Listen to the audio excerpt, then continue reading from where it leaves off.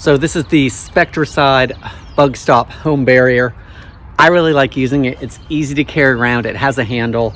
It has the holster for the one-shot spraying applicator. It's no odor. It's non-staining. It's good for inside and out. So I can use it in the house.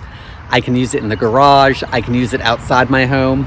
Let me show you how I apply it to the base of the house. So when you go to use it, there's an open and close lever down here on the cap, which I like because that way there, I have a better chance of having it closed on both places when I'm not using it. So you just move it to open. The wand extends out, so I'm not bending over quite as far to apply it down on the floor or under the baseboards. You can slide it multiple levels. Trigger, easy to use. Then you have your adjustable stream size. And then of course, there's your off switch on the wand. So depending on where I'm spraying it, I can adjust what I need. And then it's just a point and spray.